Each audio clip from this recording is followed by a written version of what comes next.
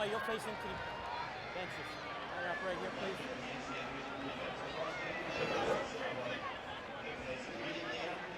Right here, Rick. All right, gentlemen, 4-minute period, one timeout, both teams. 7:50. Tails. Entities, what end do you want to defend? All right, we'll defend this in. AP still stays with you guys. All right, hey guys. Good luck.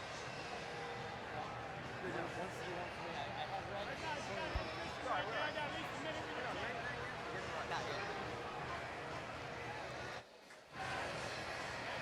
For the 5th time in Division III history, the national championship game has gone to overtime. The 4th quarter, not much offense, but 2 big goals. Here's how we got to OT. That first goal came from Eric Bishop, sneaking on that backside. And then the fluke goal looked like a pass. And Demunda from Salisbury tried to snag it, and it slipped by his archer.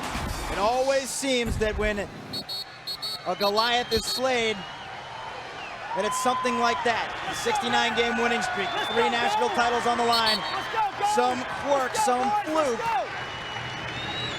but no fluke for Cortland here today with the way they played from start to finish. They've been very impressive. They played hard from end to end. The tying goal might have not been the way you draw it up on the sidelines, but they certainly deserve to be in overtime playing for a national championship against Salisbury. Sudden death, 12-12.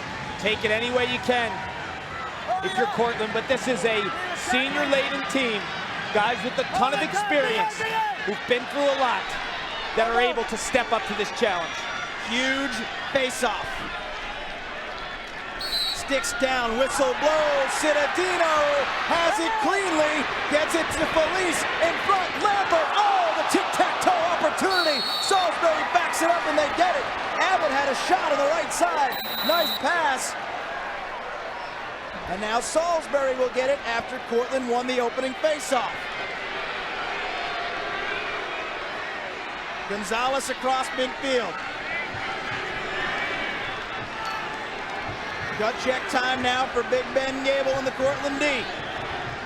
For Salisbury, looking for the 4-peat on this possession. Sudden death overtime. Berkman, the coach's son, who was turned aside late in the 4th by Gable, moves it to his left for Creighton. No stranger to scoring game winners. Creighton backs his man in. Pass behind the net. Brody waiting. The tension is thick in Lincoln Financial Field as Berkman will slow the tempo. Berkman has the long pole on him right now. Says a lot about this freshman to ask his team to clear out for him, but his father calls the timeout. With those long, slow offensive possessions in an overtime situation with a national title on the line, you can just feel the tension build as the crowd hangs on every cutter and every potential pass. Just a reminder, coming up on CSTV, another good one, D2 Men's Championship games. As soon as Kark and I towel off up here, 5:30 Eastern Time. You're gonna want to stick around for Dowling and Lemoyne. It's gonna be tough to live up to this one, but I think it could. That's a good matchup. Last year it was a 1-goal game in the Division II National Championship. It was New York Tech capturing the crown. We should have another outstanding matchup between Dowling and Lemoyne.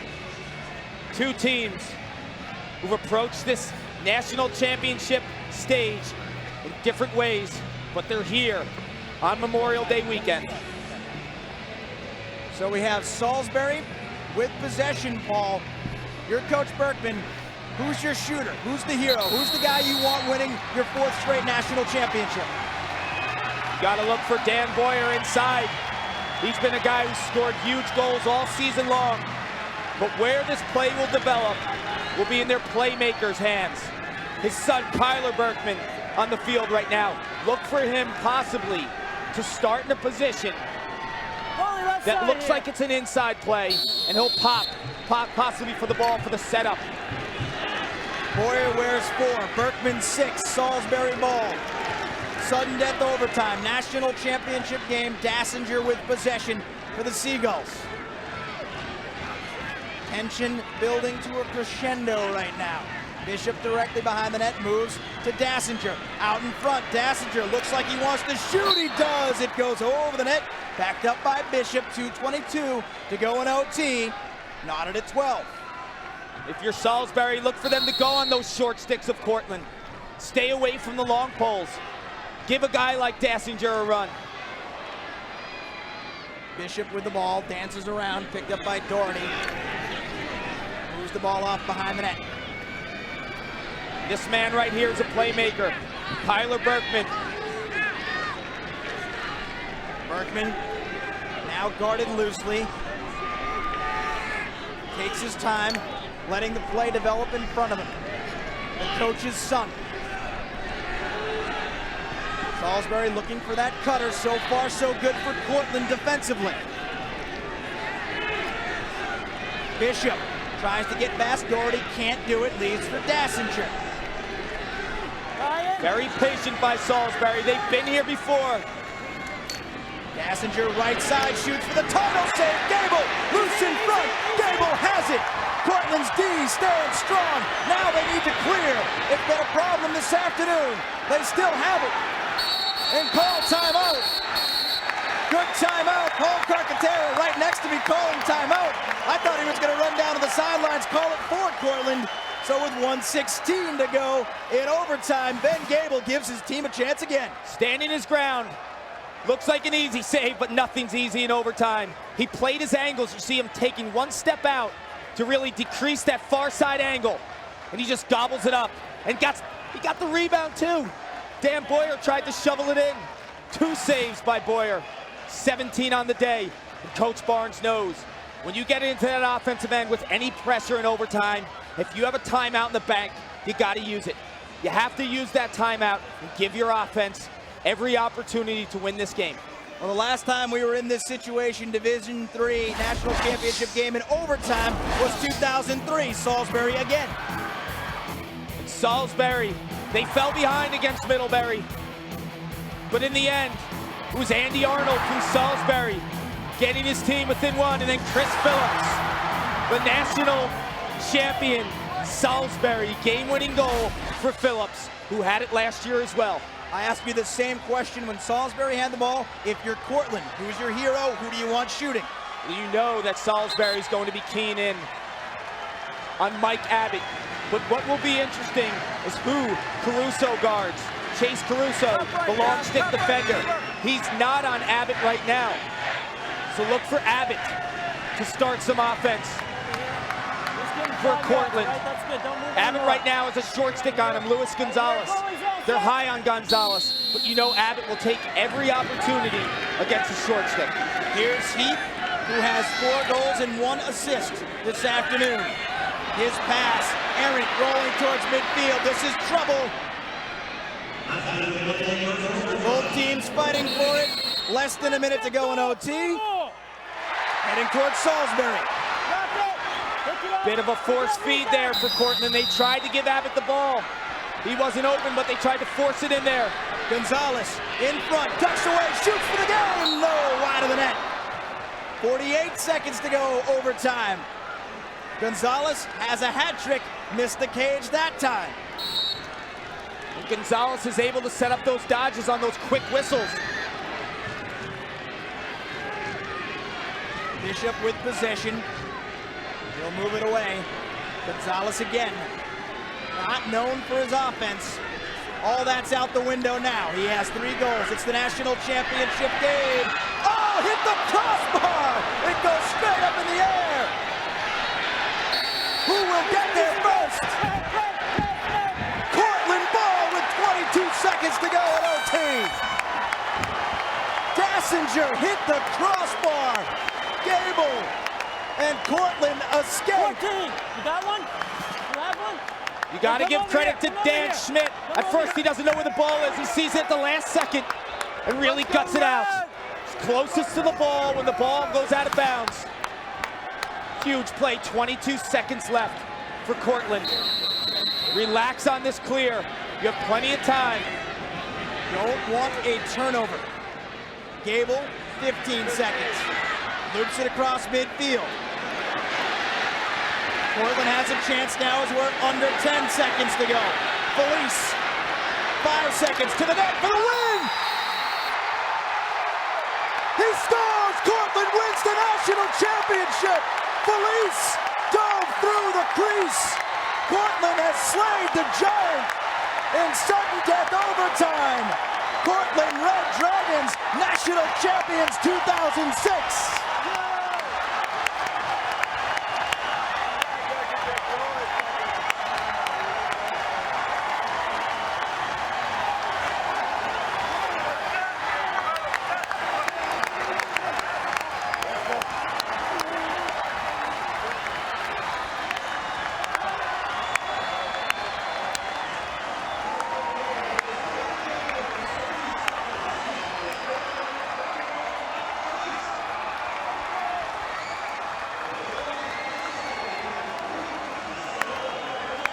A great celebration by this Cortland team.